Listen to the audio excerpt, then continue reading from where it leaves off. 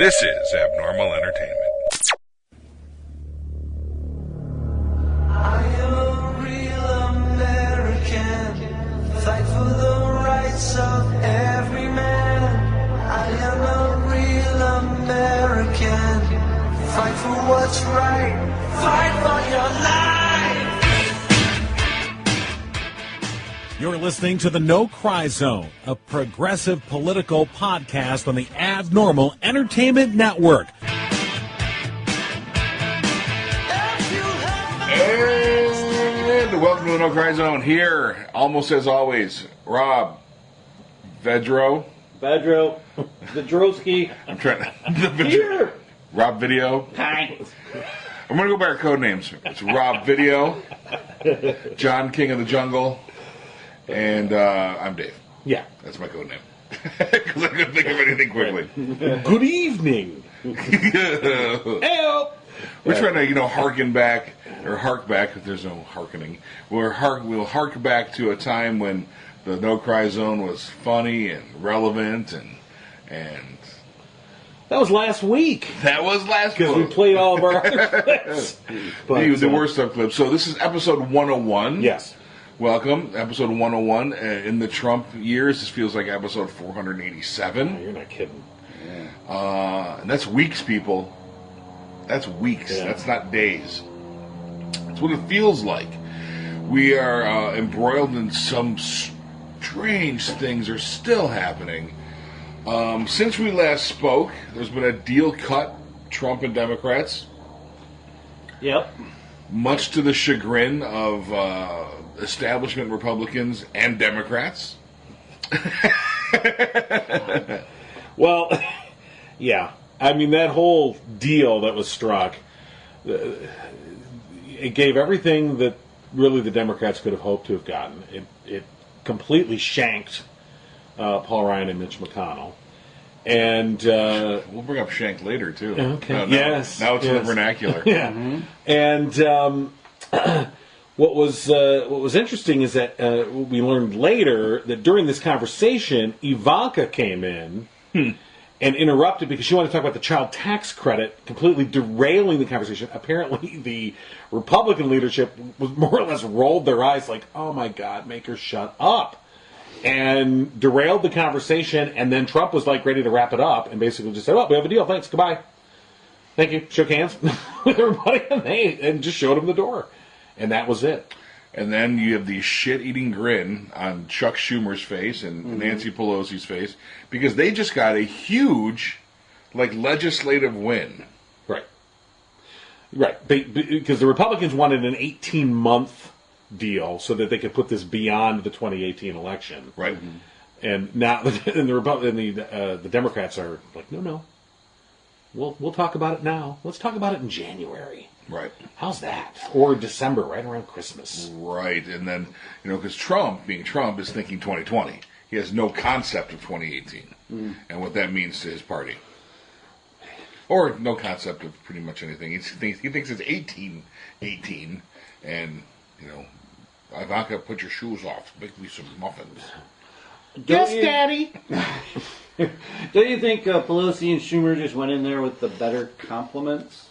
Maybe. Maybe they figured him out. That kind of turns him. It's strange to me that he was just so happy. Did you right the day after he was talking nice about the Democrats and we did such nice things, and he's calling Pelosi Chuck and Nancy. and then he does the tweet about DACA that Pelosi recommends to him. Hey, you should settle down the DACA. Okay, it's because they went in, and I swear to God, that's how you have to work this guy: is compliment, ask, compliment. Maybe they figured it out. Yeah. Maybe they've got the formula now. Maybe we've all been wrong the whole time. I think they showed him how to work his voicemail. He was so, full They of programmed Grandpa's DVR for him to record all the stuff he missed. So now he's like, I owe you DACA now. Yeah. So I would go and break more stuff too. Yeah. I'd be like, I'd unplug his monitor. really, he's not looking. If you have any more issues, give me a call. I will, Chuck. Chuck, I can't seem to get anything up on my monitor. Hey, I'll be there. I'll be right there. Yeah. I'll be right there. But you're gonna have to pay me. Fine. I You know, guess what's so no funny 1% tax break. is the Republicans now who have, we're getting reports now of Republicans who, they were with this guy through everything. They were all the way through Charlottesville. Nazis, they were there, they were down for it. Oh, you're going to agree with Democrats? Well then, fuck you. Yeah. And now there was a famous, I think it was a California representative who was caught, supposedly off the record, but was caught basically saying, yeah, Trump's an asshole, but he's our asshole. Yeah. And, you know. California Democrat? Yeah. No, it's California Republican. Right. He was basically saying, you know, acknowledging that this deal with Democrats, in their eyes, is one of the biggest betrayals he could have done. Oh, yeah. I mean, all of the betrayals of democracy and of rule of law, that's fine. No, they haven't built Chuck Schumer and especially Nancy Pelosi up as just creatures of the night for 10 years. Right. To have this happen, you know, well, we ousted the black one, but we still got that Pelosi. I wish a house had fallen her like her sister, and you know, now we're doing deals with the Wicked Witch of the Congress. Right. Which again is baffling on every level you look at it, because it certainly doesn't help the Republicans and their agenda. No. You piss off Republicans now at a time when, if you're Trump, you really need them to keep up the defense against Mueller. Little defense is available to them. Right, yeah. but they can keep up the running interference Well, you from got Gowdy out there running around Exactly. saying he's going to bring Comey to justice. right. But if they're going to, He's very chickeny with that. If one, their too. calculus suddenly is, well, fuck, if he's going to start making deals with the Democrat, then why are we defending this guy? Yeah, and then why am I potentially so there? Let's take like DACA. So a bunch of these Republicans go out on a limb and support the president on DACA, on the repeal, knowing that it's an incredibly unpopular thing, that you're fucking with kids. You know, this is not a good thing. This is the equivalent of the people seeing that poor kid in Syria with the blood on his head all caked in dirt, you know, over and over again, because you're really abusing these former children and currently children that have been brought here. And so they all go out on this limb for him to support him, and he turns around and is like, oh, well, maybe he's not such a crybaby, Chuck. I don't know. Maybe Nancy, maybe she's got those golden slippers now. Right. The ruby slippers. Yeah, I would just say for any Republican, when Trump tells you to crawl out on that branch, and then you start hearing that sawing sound behind you, you know. It's not because he hates you. It's because he forgot you were there. Yeah. You know, he likes you. You're still pals. He just decided that there was one too many branches, and you happen to be on that one. Right. Mm-hmm.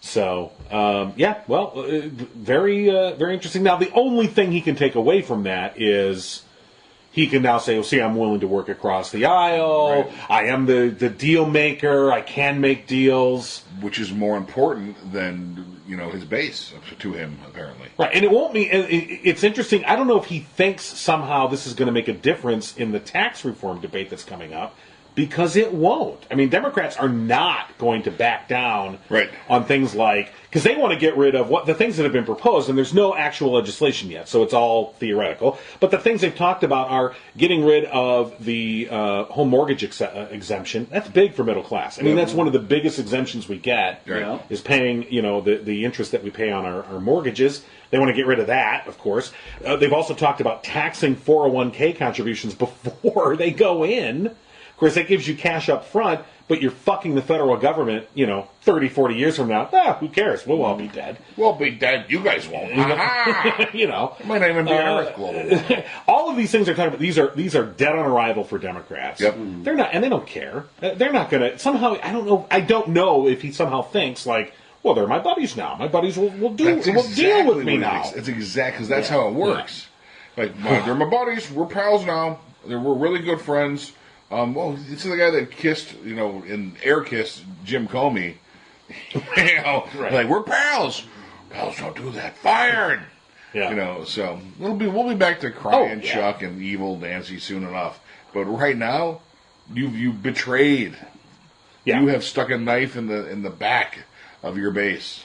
And yet the hardcores continue to be, oh no, this is fine. You know, I mean, the always Trumpers, not the Republican, zombies, but the Trump zombies. Because there's a difference. I mean, there's those folks that are more focused on the Republican agenda, and then there's the Trump agenda. And I guess for a lot of people, they think those two things are the same, and on some points they are, and on other points they're not. No, like working with Chuck Schumer and Nancy Pelosi. That one in totally not on the same page. Yeah. No. Mr. President, I've looked throughout the entire thing. I don't see that on the list of things we wanted you to do. Oh, did you send me that list? Because it's got to be a huge list. Right. So, interesting. That will be... Time shall tell how this is going to play out. The DACA stuff's interesting. He is walking it back. Right. The reports are, and I think it's from the Washington Post and the New York Times, that he didn't know what DACA was. Right. When he did the tweets and said this is what we're going to do. It was an Obama thing. Right. There was a report, and maybe it was the Washington Post.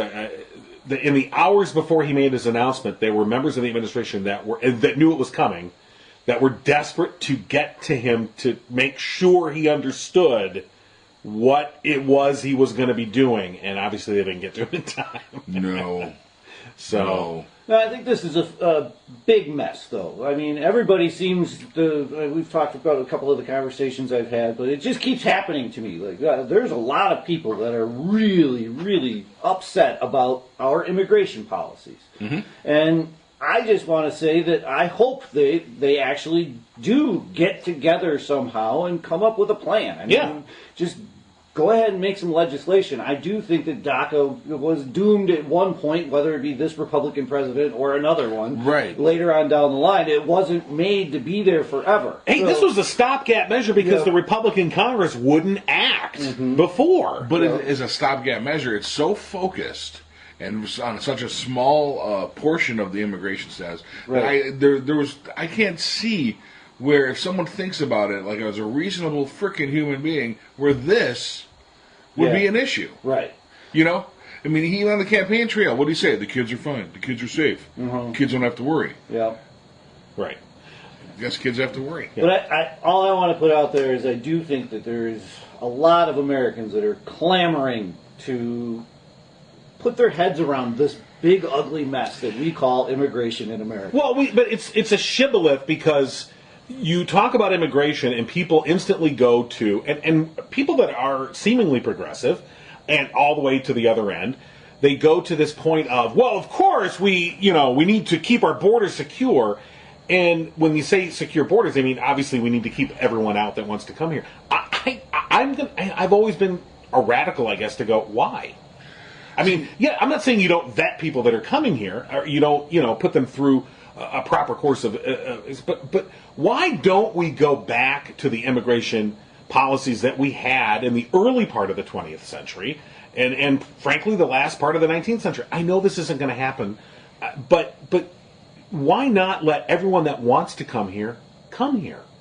And I know that's a radical idea, but when you think about it, if you want to come here, you come here. Here's the deal, though. You come here, we fingerprint you, we take a picture of you, we give you a card, identity, we know who you are, we give you a number, we know where you are, we can now track you, we make sure you're paying taxes, we make sure you're following the law, and and we give you guidelines for these are the things you have to achieve while you're here. You want to come here? Great, we want you here. You have to achieve these things, here's your guideline. Then I don't have any problem with being strict. If you haven't met these guidelines, I'm sorry, you're out. You don't meet these qualifications for coming in, whatever, criminal past, whatever it may be, you don't get to come in. But the notion of that we automatically want to keep the gate closed. And I'm always like, no, let's open the gate up. Open it up. Let these people in. And, of course, saying that, I'm completely wild-eyed.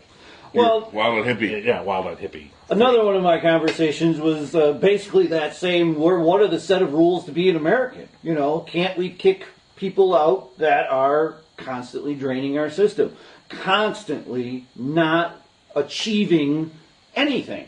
The problem is 50% of Americans will be out. Well, but that's my point with him is like, I don't think that the talking points from the right that I keep getting is that Democrats just want to give everything away. Give away America to all the people who aren't striving to achieve.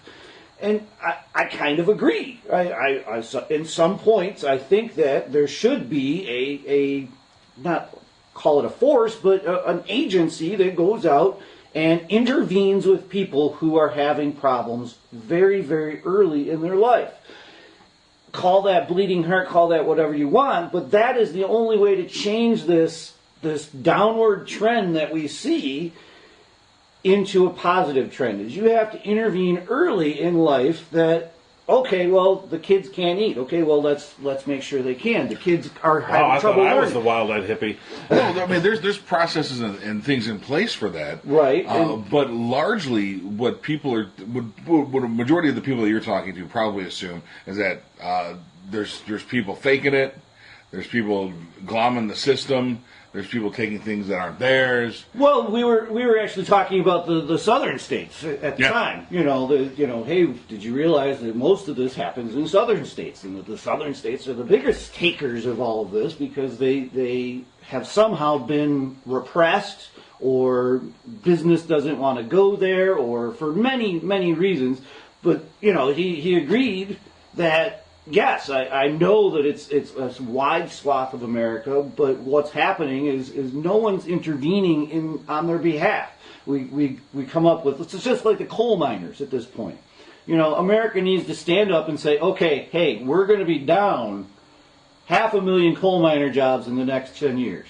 You people all can't be coal miners anymore. What are we going to do to help you not rely on coal mining to feed your family, because that's not going to work. Right. And okay, so instead what we have is you have Donald Trump saying, oh no, we're going to get your jobs back. Just right. Lying. You can't do it. But even on the Democratic side, I mean, Clinton, I think she had made a comment which, she obviously regretted, but I thought it pretty much encapsulated the Democratic position too, which was, we're going to kill coal. We're going to kill these, without thinking of like, there are people and lives and families attached to these jobs.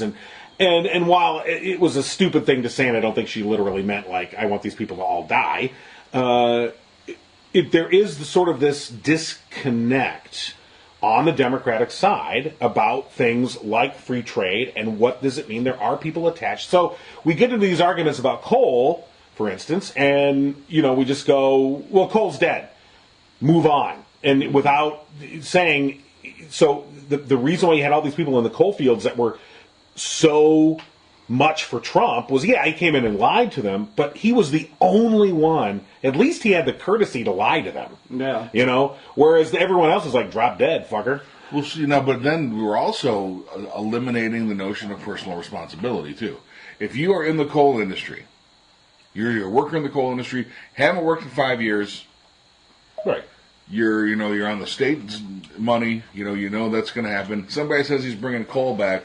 You know full well in your heart coal is not coming back. Yeah, they do, and I talked to a couple of coal when I was in Eastern Kentucky, back in my tour of coal country. All right, all 3 days field trip, and he said they know, that if they open those mines again, there's maybe 5 good years left, right, max. But at least, like I said, it's the only.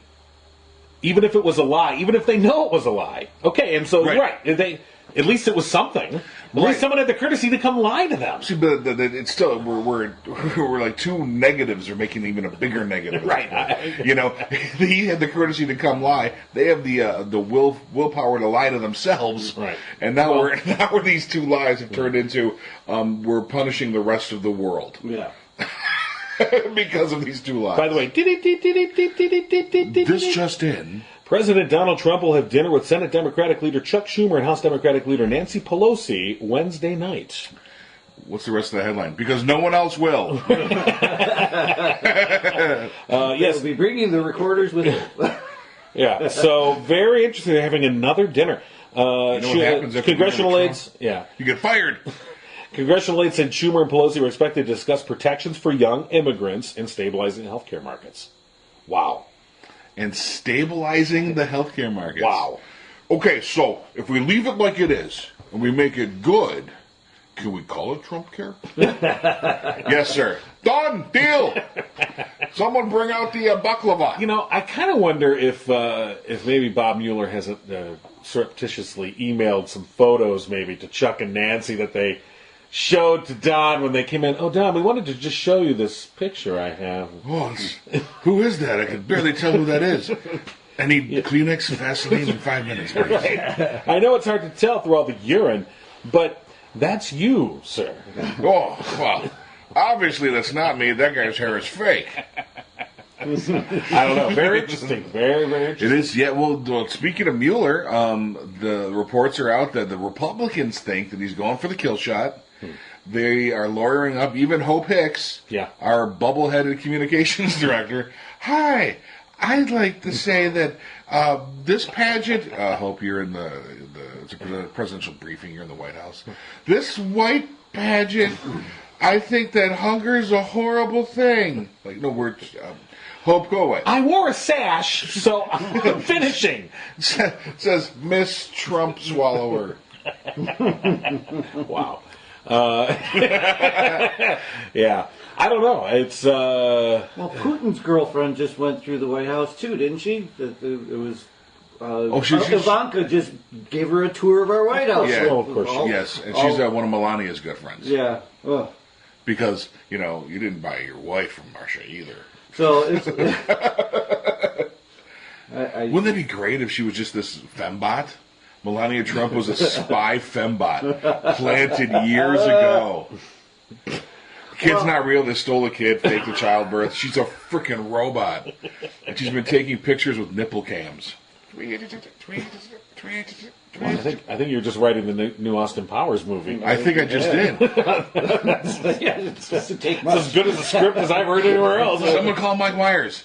I think he's behind a Walmart living in a box. Oh, yeah. Well, so that happened. That's so Schumer, or no, Mueller. All the ers are confusing me. Yeah, Mueller. So Hope Hicks is lawyered up. The administration is largely lawyering up, and personally. And interestingly enough, okay. So here's the interesting thing. Here's the one person that has not been asked at all to give any testimony whatsoever. Steve Bannon. Mm-hmm. And the speculation is because he's last. The main event of the evening. We're saving you for the last. Weighing in at 325 pounds of windbag out of I Hate You, Iowa, Steve Bannon. Now, Mike Flynn, of course, he has not cooperated at all. That's not true. He did cooperate initially. Then Trump made a public statement in which he said Flynn should hang tough. And since that public statement by Trump, he has not cooperated at all with any of the committees. And again, speculation that could be an obstruction of justice, potential obstruction of justice to the president's part. That's so vague. It is vague. And they got better stuff. They're probably both fans of New Kids on the Block. They're going to both produce the cassette at the same time and maybe throw that out of court. Well, I think the Arpaio pardon was a signal to his cronies. Look, I can give you a free pass, so you better hang tough. If you don't hang tough, I'm not giving you a pardon. I mean, I really thought that Arpaio pardoning was just, he didn't have to do it right then. No. He didn't even have to hang tough. He barely got exactly convicted. And he wouldn't have been sentenced for another couple months, and he probably wouldn't have gone anywhere. And I don't think he was going to jail. The Arpaio pardon was there. That was pure optics for the crowd in front of him. Well, for the crowd and for all the people who are putting up the wall, the Trump wall around Trump to keep him out of this Russian thing. I really do think that was a signal to all those people, like, hey, I don't care how bad it looks, I will pardon you, know. And you got to give it to them that probably did work for those guys. Maybe for the most part, but what happens when you put up a wall? People know you did something wrong, right? Well, say good guys don't put up walls. Yeah. Yeah, that was one of the things that kind of got swept under the rug was, that is the final admission of guilt, is to get pardoned from the thing that you, that is or to saying plan yes. a pardon. Like, I'm planning pardons for these following people eventually after they've done something wrong. Okay, Trumpy. That's how it works. Well, I mean, even in Arpaio's case, he was still fighting that as a, even came out and said that was a democratic witch hunt. But you take the pardon, you have just now, admitted your guilt. And if anyone, living in Arizona for 10 years, if anyone is a authority on witch hunts and false persecution, it's Arpaio. Yeah, He's gone on many. I really, only knew what I had seen in the news, tough as sheriff, blah, blah, blah, hot in the summer, tent city, pink underwear, all that stuff. There is so many more levels of this guy. Oh, it's my deep. God. It's ritual abuse. Yeah. And that tent city is largely made up of drunk drivers. Yeah. First time offenders. You living, in there. The food they serve is they were serving. The food they were serving was inedible because his brothers owned the vending machines. Mm-hmm. Right. It's just horrible. John Oliver did a great segment on his show this past Sunday about Arpaio and the pardon and exactly what it was Trump was pardoning. And along what you're saying, Rob, that it was a signal, whether intentional or not. It was a signal to a lot of people, like, okay, he's willing to do this, guy. Yeah, right. Arpaio is a piece of shit. Did John Oliver bring up the Steven Seagal thing? No. Oh, it's my favorite Arpaio moment. Okay, you tell that story. So Arpaio is going to cracking down on immigrants. He's going to get some coyotes, and the coyotes are the people that bring the people over in the vans, the trucks, or what have you. So he has a home of these coyotes. He sets up this big media thing, and he hires Steven Seagal. And they have one of those tanks that the leftover army tanks that the Maricopa County Sheriff's Office has. And Seagal's riding in the top of the tank to go bust these coyotes with Arpaio, leading the infantry. And they get in there, and they're about ready, and they're swinging the turret around, aiming at the front door, and the sweetest old couple ever opens the door. Oh, my God. They're citizens. They're old people. And it was like, Geraldo's vault, Capone's vault. We're going to get some coyotes. Wait a minute. Oh, sorry, man. We're Phoenix Coyotes fans. We love hockey. I don't understand. Would you like some cookies? Would you boys like some cookies? You look thirsty. You tubby man with the weird hair in the tank. I'm going to get you some iced tea. You can't possibly be dangerous. Look at you. Right. No, he didn't cover that, but he did show the clips from the short-lived, thankfully, reality show that Arpaio was a part of called Smile, You're Under Arrest, where they would invite people that were wanted, and a lot of times wanted on questionable issues, like you were saying. Right. And they would invite him to parties or different events. And we've seen these things in the past, but Arpaio made a whole reality show out of it. And then they would spring the trap on him. And then they would, as they're putting the cuffs on, Arpaio would come busting out from backstage and get in their face. Hey, kids! Kool-Aid. And everybody, and they would be, and you're like, this is the most disgusting thing I have ever seen. And his fans love, and they loved it. Oh, I know, right? I knew them. And they ate it up. And as John Oliver pointed out, and in the one clip that they showed, where they arrested this guy, one of the guy that basically was able to say, and you're under arrest, and they put the cuffs on, and the guy goes, whoop, there it is, and John Oliver's like, that reference was old, 10 years ago, and no. That if you want to put a crime, it should put you in a tent jail. Oh yeah. I missed the John Oliver. I'll have to check that out. It was a good segment. Obviously, other than the comedic value, but laying out the case against Arpaio and why this pardon is just egregious. He was the main proponent of the Show Your Papers law in Arizona, wherein if you were brown, you had to carry papers with you because you could be stopped at any time, at any moment, and ask for those papers. A Maricopa County Sheriff's deputy made the first arrest under the Show Your Papers law. SB 140, I believe it was. Mm-hmm. And they arrested a Native American man who had no papers, and because he was brown. Well, yeah. Because we were saying the whole time, what would be the best thing that could happen if some poor Native American dude gets arrested here, for being an immigrant, an illegal immigrant. And, that I've been saying that for a while. I mean, it's been around, but... as soon as we look the other way on any of this stuff. As soon as the whole collective of America does not get on this guy's case for doing these awful things, you're saying, oh, that group is bad. Just let them have them. Oh, go ahead and let them have them. We all lose part of our rights. I mean, we lose our freedoms just millimeter by millimeter, inch by inch, and you can say it now that, you know, even me, I'm a white guy in the middle of Howell, Michigan. I am constantly looking for police. I haven't done this since I was 18 years old. I want to know where the cops are because not that I don't trust them, I don't trust their zeal. I don't trust their extra efforts to cleanse our neighborhood of what they feel is bad, what America lets them get away with. That is one of the things I would like to change in America. Is, you know, police should not be this reactionary force. You know, when things are bad and going on, they react to a inferred enemy and go well outside the rules. And that is one of the things I would like to change on the discourse of police in general.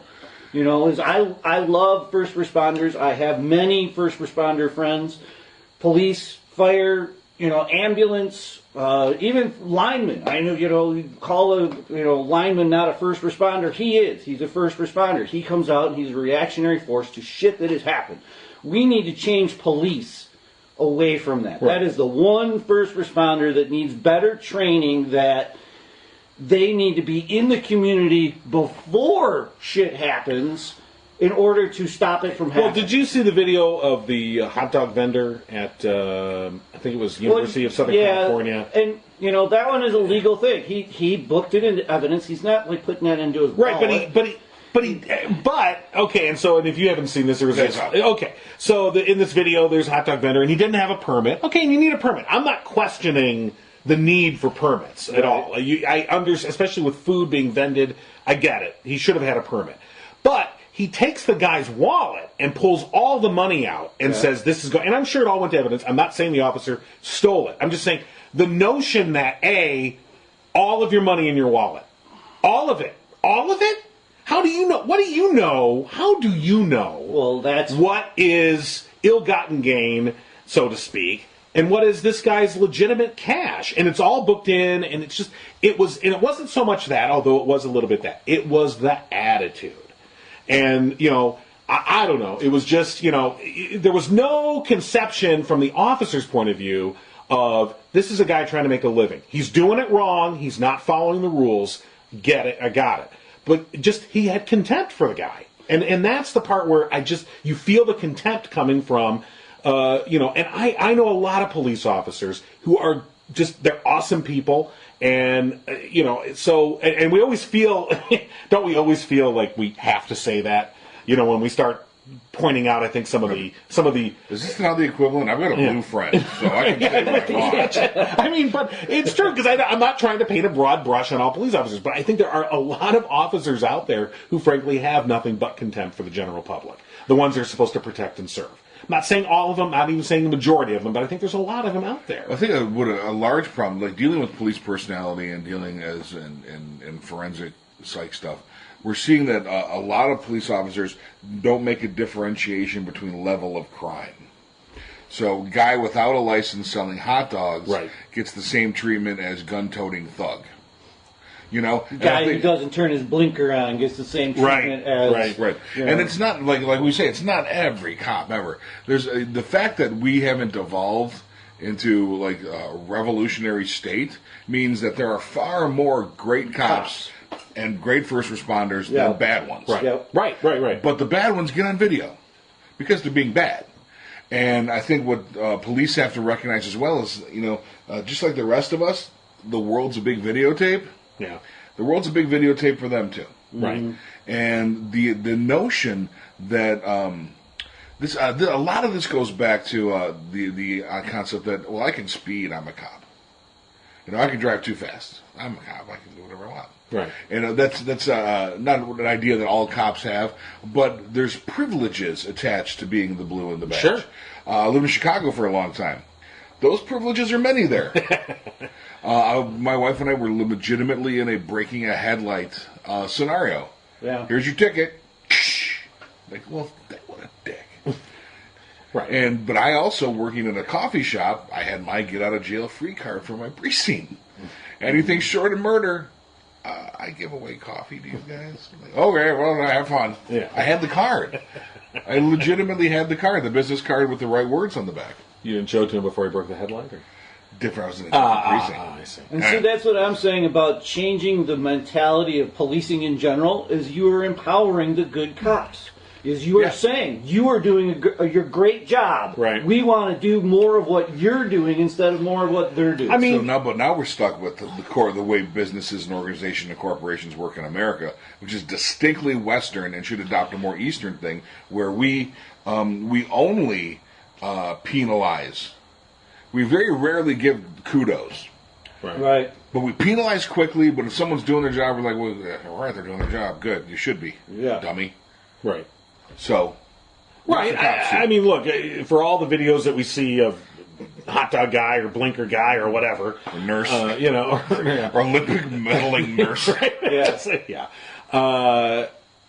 Occasionally you will see, and the ratio's not equal, you will see the video of the cop who stops to play hoops with the kids or buys an ice cream cone or Dancing whatever. cop, or the cops that buy shoes for the kid who needs Right, shoes. and I've seen it myself when my kids have had their lemonade stand in the neighborhood, and many times officers that would drive by, they would stop, and they would the kids had a cup for $0.25, and they'd say, "Oh, here's $1, that's fine." I'd arrest your kids for not having a permit. That's true. I would, and I know your kids because they're upselling something. There's some chicanery going on. Those kids don't get out of bed without a paycheck. So I thought about that. And in that one cop, in the one hot dog vendor, I mean, that's the laws that are on the books. That is what he's supposed to do. If he doesn't go and do that, Right. he gets in It was trouble. the He's attitude. not going to put that on himself. But I'm just saying, when you pardon someone like Arpaio, and that's bringing us back to what this whole thing started with. You pardon someone like Arpaio, you send the wrong message. Mm-hmm. Like when Trump said, "Oh, make sure you knock their heads into the cop car." And I was heartened, by the way, the next day when many police organizations publicly came out and said, "No, that's bullshit. You don't do that with suspects. That's bullshit," and called out the president. Thank you. And, well, the people that cheered him are now saying that you're innocent until proven guilty in this Russia thing. Yeah. Well, you're innocent until someone rams your head into the cruiser too, right? What is wrong with people? I don't know. And even if you're on the other side, think of it as a fiscal problem. I mean, Arpaio he stole money from that county. He just on all the lawsuits and all the all of the money is going in the wrong places. He would go and beat somebody up. They would sue him. They'd have to pay $1 million. That's $1 million that doesn't go into border. But it's all about money. Border protection. It's all about money with the civil asset forfeiture. Look, when that officer took all that money out of his wallet and confiscated it, and maybe he'll get it back, and maybe he won't. Yeah. But that's technically, that was a civil asset forfeiture. And the fact that you can do that in this country, you want to talk about the few issues that unite the left and the right? This is one of them. Yeah. We come together on this. Today, actually. Oh, really? There was legislation passed today in the House pushing back against Sessions. Right. And Okay. his love of civil asset forfeiture. And it was bipartisan. And went through the House. Right. First of all, the fact that it's somehow not controversial to say, yeah, you can't take that money until there's a conviction. And hell, you didn't even need a conviction. Half the time, you didn't even need an arrest. Yeah. You could just take the money and say, "We're done here. You can go." That's called robbery. Yeah. Yes. You just got mugged. There's by a cop. Lots of automobiles auctioned off long before people go to trial. Right. In these instances. That's. We talk about, especially those on the right, and they talk about the reverence for the founders and the originalists and all that. And you know that if Alexander Hamilton or George Washington or Thomas Jefferson or whoever, any one of those founders, you could have said, there'll be a time at 200 years in the future when police agencies can seize assets of citizens and just take them without a conviction, their heads would spin Yeah. to think of that notion. And that's why you get this uniting on the left and the right. These are one of those issues that we can come together on. Aaron Burr might have been okay. You know. And if you want to talk about the founders, I think that right there is what the Second Amendment is about. Is government overreach and talking about stealing or manipulating a citizen without due process. It is, but we don't want to go down that rabbit hole. But it's more about the federal government versus the states, as opposed to the federal government versus individuals. Right. And then, of course, But the concept is still the same. Right. It is to prevent federal tyranny. Right. well, the Second Amendment is nearly immediately after a bunch of guerrilla fighters just fought a war against a tyrannical government to form a whole nation. Yep. So it provided for that militia to get together again, if need be. If need be. So, I didn't mean to go down the No, but you talk about founding fathers, Right. everybody gets all confused about, what it was then and what it is now. They're all Christians, man. Yeah. And then they were rugged individualists at a certain point, trying to get this country on its feet. And they knew there would be a time that the government could get too big, and that is, I don't know if it's this time, but that is what I always and look, I don't subscribe to the originalist point of view, by the way, because I think if you go back and you think the founding fathers, they'd be done by 1850. They'd be like, all right, this place is too nuts, I'm out. You can't take the modern world and somehow expect. And so this notion of somehow the world we live in now has to be approved by Thomas Jefferson is just ridiculous. But I think you can compliment the genius of the founders. I truly believe in that they created an elastic document, a document that is open to additions, deletions, and reinterpretations. And they made a process specifically for that purpose, that this is not a Magna Carta. It is not something that's chiseled in stone and this is what it is forever and for. That the document has a process built right into it to delete, add, and modify. That's the genius of the founders. That's what you can appreciate. But the whole originalist thing is just ridiculous. Yeah, they didn't even have internet porn then. Right. Hey, speaking of internet porn. Wow, nice segue. So, Senator Cruz had a little problem. A man who once came out and said that humans should not self-pleasure. Right. I believe this term was stimulate their genitals. Yeah. So... Because, and that's when his ex-college roommate came out and said, I believe this is a new belief for Mr. Cruz, being his former college roommate. Right, because he was Jackson Pollocking the ceiling in that bunk bed. I have wrote a whole paper on Robert Mapplethorpe without saying a word. So of course, we're talking about the infamous of the porn tweet that came off the Ted Cruz account on Twitter at 12:39 a.m., which he blamed on a staffer. Because you've got his staff on Twitter at 12:39 in the morning looking at porn. I can only imagine that the staff that Ted Cruz has checks out at 5 and just drinks their night away. Just trying to forget that they work for Ted Cruz. Right, because obviously they hate themselves. And I don't. You guys use Twitter more than I do. Yeah, I think I do. Why was it linked to Twitter? That was the thing that I could not understand. Why is he on Twitter looking at? Well, so the porn company puts a post up. We got a new porn up. Oh, okay. We got a new porn up. They didn't put it on this you page. can actually get porn in your Twitter feed. It's like a link. You have to. Well, here's the thing. Twitter. You have to have liked that page or specifically be looking at that Twitter feed. Unless it's a sponsored tweet, you can pay. Obviously, Twitter's more than happy to take your money to sponsor your tweet. But I think they have rules in place about pornography. Not that it can't be on there. There's plenty on there.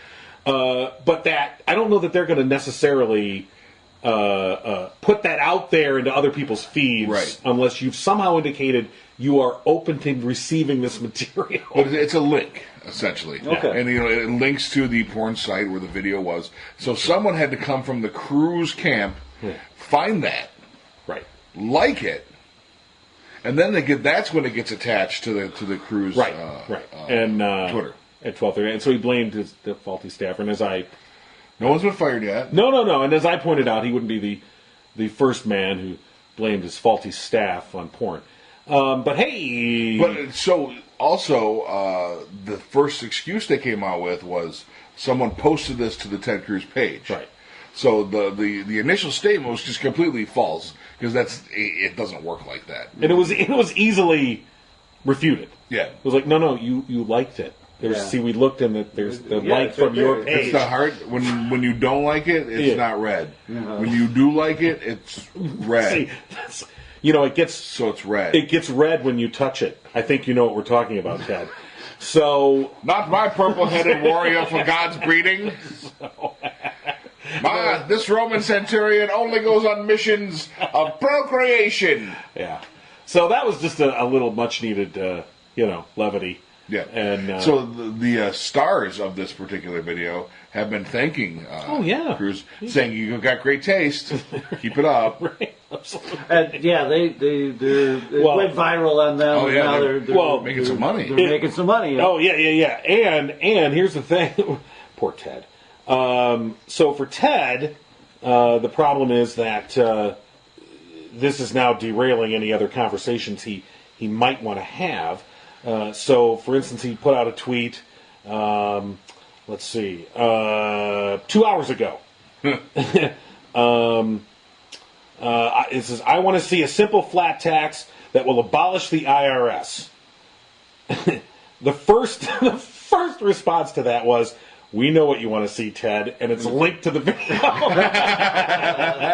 It's right under the first. Frankly, I'm looking at the first dozen or more tweets are all. There's a picture of Marco Rubio pointing to a dildo. There's and it goes on and on. So this will never go away for Ted. Let's hope not. Yeah. I mean, he doesn't do the level of stupid that Trump does. But he's, going on television recently and asking for Harvey aid, forgetting how he voted during Katrina. Sandy. During Sandy? Yeah. Because those are, Northeastern liberals. Fuck them. Oh, Texas needs money? Oh, send it our way.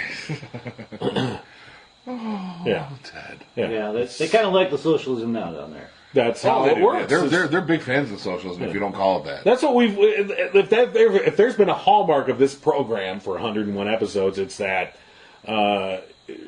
Republicans don't hate something till they need it, or like something till they need it. Then they like it. They hate it when it's over. Yeah. They hate it till they need it. Then they like it, and then they're done with it. Now they hate it again. Yep. Those exchanges, man, they're failing miserably. Well, you're taking them away. So I'm interested to see what this fix is going to be, this healthcare fix with Pelosi and Schumer in the room. Well, there's a number of. I mean, there's been. Anybody here if Bernie's got any support? He came out with Medicare for all today. Right, and that's gaining traction, by the way, which is good to see. It's a good conversation. I don't think politically it's going to happen right now, but it's a great conversation to be having right now. Mm-hmm. Because people are open to it. And this is where I think ultimately history will look back and see Obamacare as a huge win. Because prior to Obamacare, people refused to even have any discussion about insurance for all and these, the different things about, having pre-existing condition, exclusions and things like that. Obamacare, as faulty as it is, and there's a variety of reasons why it is, but as faulty as it pushed us to a place that you can't go back from. Right. There's no going back now. And now the only way through is to go through all the way to the other side and go to single payer. And it may not happen now, but we're moving in that direction. Was that the plan? Probably. Well, good question. There was a year and a half of debate before Obamacare, and I'm sure there was, pluses and minuses for that. People want to, model it against other healthcare systems, but you really can't in America. It evolved differently than any other market in the world, and you have to kind of wade through the swamp to see who you're going to hurt, who you're going to help. I'm just glad we're once again having a conversation, and I don't know everything about Medicaid for all. I have done some research on it, and it does seem that it would be a negotiating windfall for average Americans. Yes. To have one person negotiating prices for $250 million, right? Most people on Medicaid enjoy it. Yeah. You know, Well, I can't say enjoy is a good word. At Utilize this point. it. Utilize How about it. And would be up Schitt's Creek without it. so enjoy. No. Yeah. Feel a little more secure than Yeah. they normally would. You know, there's people like my dad who bitch about it because I got to buy outside insurance too for stuff. Yeah. Great. Yeah. Well, we get it. You don't have to buy it for this though. Yeah. So, what is your problem? Just in general. Right. I mean, I've already used it for my parents as well. Not me. They used it for themselves, but You're it going would to- have. Yeah, it would have come down the line sooner or later. I'm really Rob's dad. Yeah. You know, I need some But- antibiotics. Yeah, but it was a very wonderful thing at that point in Yeah. our lives. That Absolutely was there. necessary, So, right? you know. So I think you know the we've always said the Republicans have come out. They want to kill it. They want to kill Medicaid, and it's always been stopped by their base, who are largely old people. Right. The day I wanted to do it one day, Yeah. just to see. It's- Here's what's going to happen, folks. It's exactly the same thing with abortion. I mean, not that I really, but you almost want to be like, okay, here's your wish. Go ahead and get that Supreme Court majority that you say you've wanted for all these decades and outlaw abortion, and then Let's do it. you know, sit back and watch the fireball engulf you. Okay. That was my Trump theory. You know, Sort of working out. I suppose. It's just mind-boggling.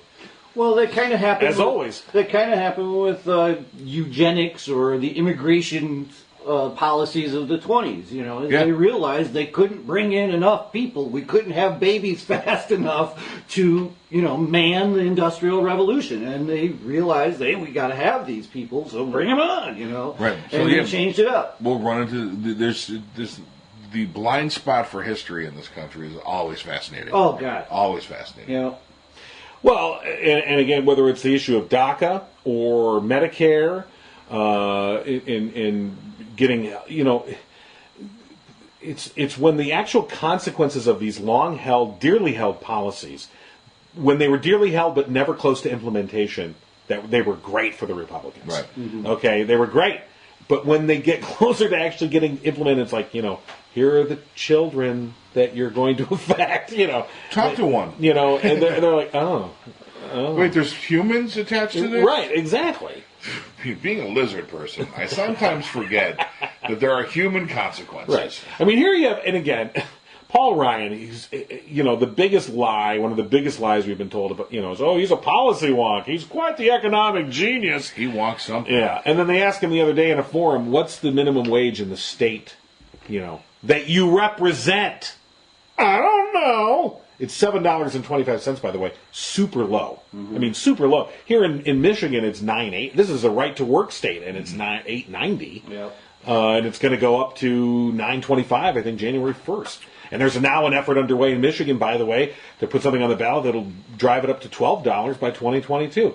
But you have people like Paul Ryan who they get this aura about them that, oh, I know what I'm talking about, and they really don't know what they're talking about. They don't even know the numbers. Well, because it doesn't mean anything to them. And it's history too. It's like they don't even know their own state's history. They don't know their, you know, the history of the minimum wage. I mean, I hear that argument all the time. Well, you know, if they're going to be making $15 an hour flipping burgers, there I am working in a hospital for $17 an hour. That's just ridiculous. Well, no, you idiot. You're going to get a raise too. That's what happened when we installed the minimum wage. Is everybody's standard of living came up. The rising tide raises all ships. Right. And again, decades of data that shows. So for instance, the Laffer curve and the whole trickle down economics. We have decades of practical experience and data that shows it to be a complete falsehood. Yeah. And yet it is still clung to, you know, wholeheartedly. The guy that came up with it said it was exactly. it was not working. Exactly. Alan Greenspan, But the progenitor of trickle down 2 years ago. It doesn't work. Right. Well, don't forget 2 years ago. Hell, go back to the Reagan administration. Remember David Stockman, who was the budget director for Reagan, and he admitted, it really doesn't work. And supposedly Reagan had to take him to the woodshed, which was basically like, shut the fuck up. Stop Can you telling imagine him what the Reagan's truth. woodshed is like? I don't really. This is the first. This is I have bought him from the trainer after he died. This is we had the monkey stuffed Bozo. Bonzo stuffed, and here's a picture. It's me on a horse. I was in a western, and then so the woodshed is like touring. Reagan's this, Mr. President. Yeah. Oh, it's a good talk. Good talk. Oh, by the way, the stuff about the trickles, yeah, don't do that. So even as far back as and that was, by the way, that was the first couple of years or the first year of the Reagan administration. 82, it goes I think. all the way back to then.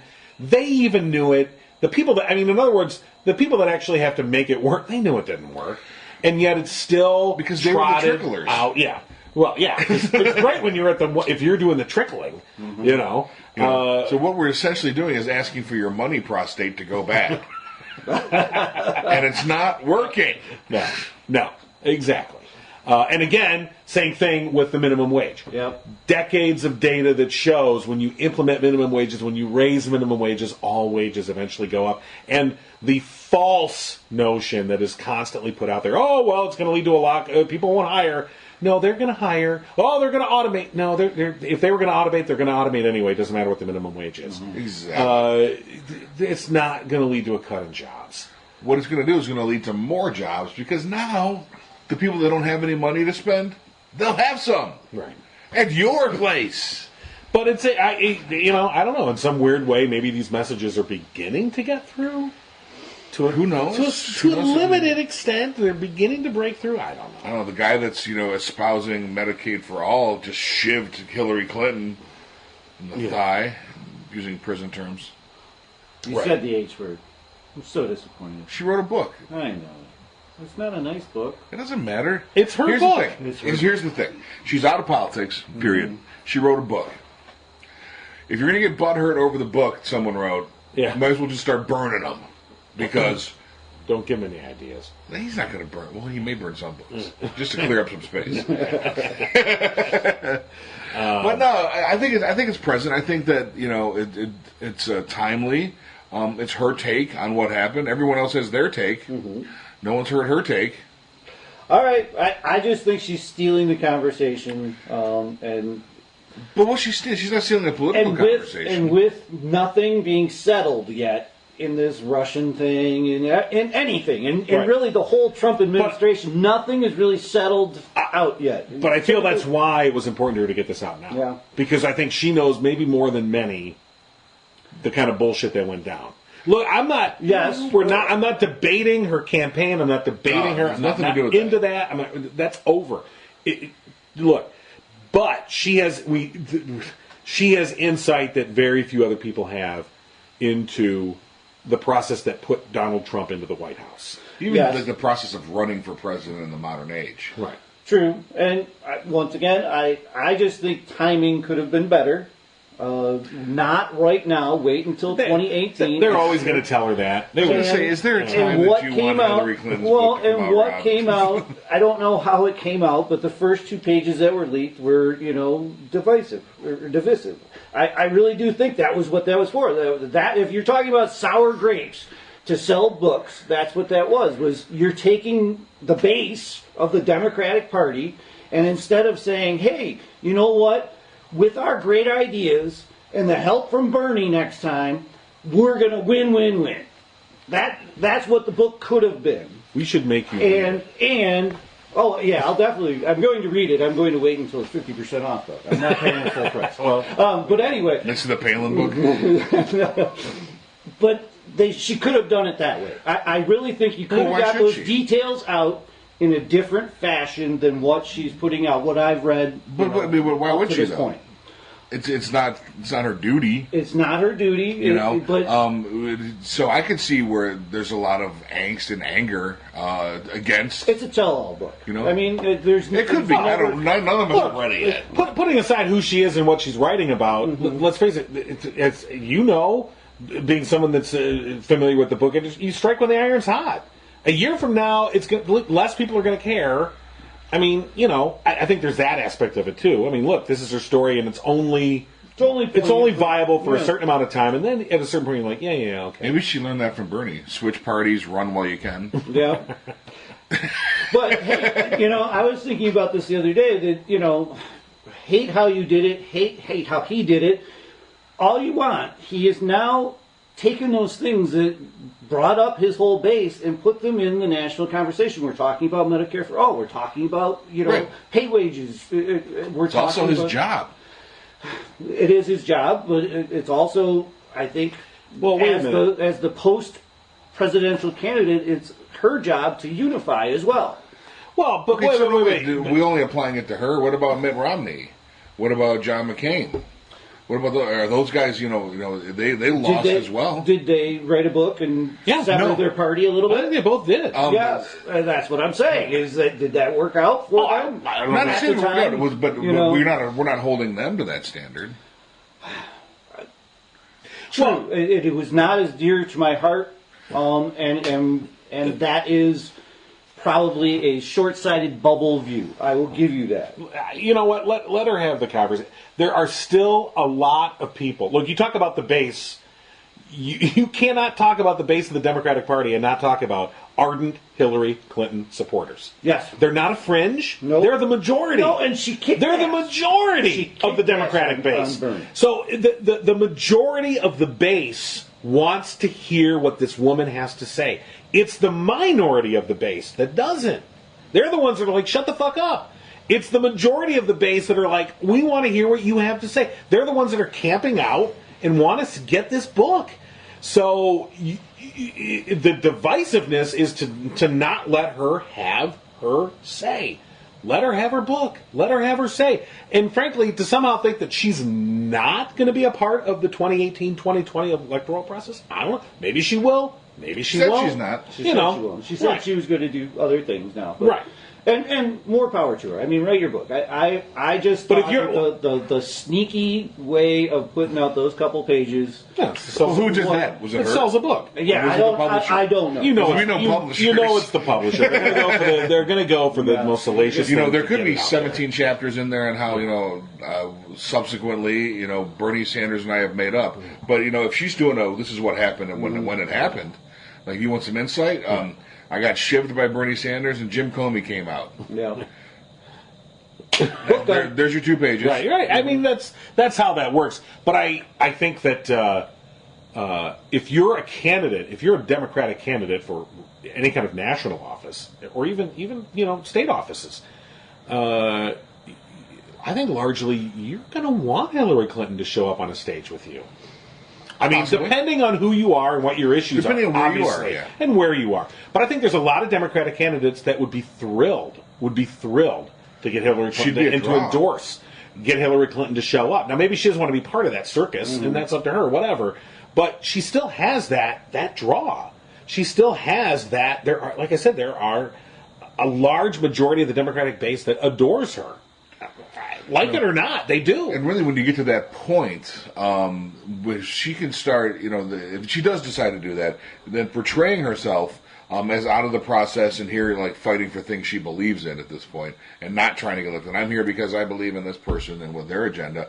Then picking on her is going to be, we're going to have the reverse misogyny effect of all these men picking on this poor woman now. Yeah. Because remember that we don't remember.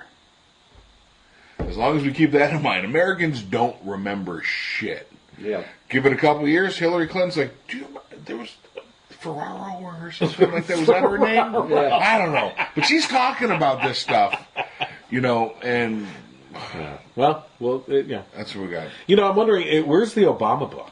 Is he working on it? Oh, God. Yeah, and that's why you almost feel like... He's waiting Yeah, until the Russian exactly. thing comes down. I almost feel like she's like, they talked. And she Yeah. said, look, I'll drop mine this year, okay? And you drop yours next, or as soon as the Mueller thing is done. So his is going to be called Born in Kenya, JK. Just to sell bazillions of copies. Yeah. To the people in on the joke and the people who think it's real. Oh, that would be awesome. I would totally do Oh, that. my God. Please. I'm really a Muslim, not really. Please. What the?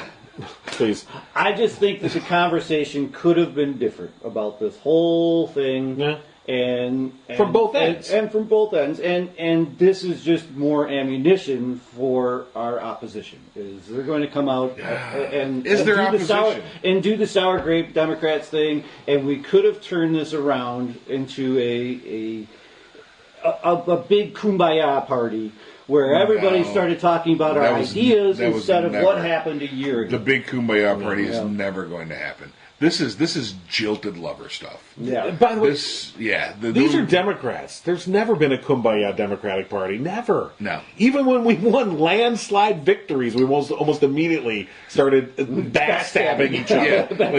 Yeah. So the Obama wins this huge victory, and immediately, well, we don't want him to campaign with us. Right. He is box office. Apparently, Republicans don't like him. I don't want him on my thing. What the fuck are you doing? Who cares? Yeah. So anyway. Well, all right. Well, there you go. It's episode 101. And shout out to Jordan. I wanted to fight it out with these guys for you because I fought him on Facebook. Okay. What did Jordan want? We were talking about the Hillary. The same thing. Oh, He's pissed off that people are saying that Hillary's blaming Bernie. And she didn't really say that, and we kind of argued that point back and forth. Okay. To no avail, just like... Because neither of you have read the book yet. Well, it was about the passage. We were speaking about one passage. So none of you have read the passage in context. I did actually get a couple of other pages that went along with that one, and it's a very brief passage. That's the thing about the Bernie deal, is it really is only a couple of pages. I mean, there's all kinds of shit in the book. I'm sure this is very, very small part of the book, and it stole the conversation right out of the room about the Bernies and the Hillary. Well, yeah, that's so that was my big issue. Is I wanted to just put that aside. Let Bernie go a separate way. Let Bernie go back to being a senator and get Hillary out of here. Let's get some young blood in. Let's talk about our ideas. Damn it, let's stop talking about 2016. Let's start talking about 2018. Well, why'd you get in a fight then if you wanted to stop talking about it? Because I do think that she is, in that passage, she is blaming, in part. Well, that's her, but those are her opinions. Well, you could have just let it go. I could have. But I wanted... and by the way, her opinion is not without merit. Everyone is still fighting 2016. Yeah. What are you talking Besides, that's only a small part of the book, like you said. The rest, I heard, is recipes. Yep. Cool. Cookie recipes. It's all of Bill's favorites. What's the old joke? Oh. The Obisa Sutra? How do you serve a cigar? The old Obisa Sutra joke? It's like 2 positions and 45 pages of cookie recipes. Do you know that the Romneys did come out with a cookbook? Holy crap. An all-American cookbook. Oh, okay. Cooking with the Romneys. Mm-hmm. I just thought that was a kind of a funny way to go. They only make sense. They're really complicated recipes that only work with 7 wives. You get the job descriptions and what has to happen. Oh, well, wife 2 is churning butter. That's absolutely horrible. Now I got the dasher. My baby got to churn. We gonna churn until the butter comes. Then I'm telling you, baby, I sure ain't gonna night. Let me put my banana in your fruit basket, then I'll be satisfied. Subscribe to the No Cry Zone on iTunes and Stitcher and at abnormalentertainment.com/No Cry Zone. Find the No Cry Zone on Facebook and tweet at No Cry Zone. Email nocryzonepodcast@gmail.com. And for more podcasts, comics, books, movies, and more, head to abnormalentertainment.com. You've been listening to the Abnormal Entertainment Network.